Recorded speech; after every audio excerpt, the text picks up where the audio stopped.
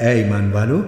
تم پر روزے فرض کر دیے گئے ہیں جس طرح تم سے پہلے لوگوں پر فرض کیے گئے تھے، تاکہ تمہارے اندر تقوی پیدا ہو۔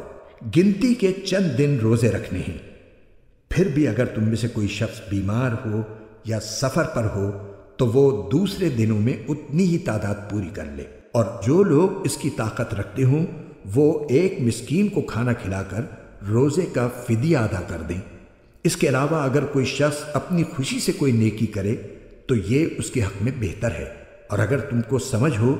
تو روزے رکھنے میں تمہارے لیے زیادہ بہتری ہے۔ رمضان کا مہینہ وہ ہے جس میں قرآن نازل کیا گیا، جو لوگوں کے لیے سراپا ہدایت اور ایسی روشن نشانیوں کا حامل ہے جو صحیح راستہ دکھاتی اور حق و باطل کے درمیان دو ٹوک فیصلہ کر دیتی ہیں۔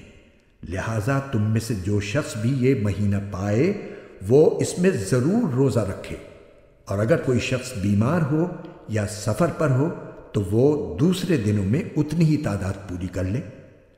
اللہ تمہارے ساتھ آسانی کا معاملہ کرنا چاہتا ہے اور تمہارے لیے مشکل پیدا کرنا نہیں چاہتا، تاکہ تم روزوں کی گنتی پوری کر لو، اور اللہ نے تمہیں جو راہ دکھائی اس پر اللہ کی تکبیر کہو،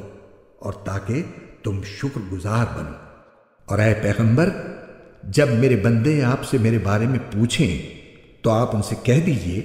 کہ میں اتنا قریب ہوں کہ جب کوئی مجھے پکارتا ہے تو میں پکارنے والے کی پکار سنتا ہوں، لہٰذا وہ بھی میری بات دل سے قبول کریں اور مجھ پر ایمان لائیں تاکہ وہ راہ راست پر آ جائیں۔ تمہارے لیے حلال کر دیا گیا ہے کہ روزوں کی رات میں تم اپنی بیویوں سے بے تکلف صحبت کرو، وہ تمہارے لیے لباس ہیں اور تم ان کے لیے لباس ہو۔ اللہ کو علم تھا کہ تم اپنے آپ سے خیانت کر رہے تھے، پھر اس نے تم پر عنایت کی اور تمہاری غلطی معاف فرما دی، چنانچہ اب تم ان سے صحبت کر لیا کرو، اور جو کچھ اللہ نے تمہارے لیے لکھ رکھا ہے اسے طلب کرو، اور اس وقت تک کھاؤ پیو جب تک صبح کی سفید دھاری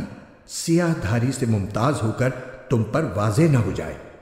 اس کے بعد رات آنے تک روزے پورے کرو، اور ان اپنی بیویوں سے اس حالت میں مباشرت نہ کرو جب تم مسجدوں میں اعتکاف میں بیٹھو۔ یہ اللہ کی مقرر کی ہوئی حدود ہیں، لہٰذا ان کی خلاف ورزی کے قریب بھی مت جانا۔ اسی طرح اللہ اپنی نشانیاں لوگوں کے سامنے کھول کھول کر بیان کرتا ہے تاکہ وہ تقوی اختیار کریں۔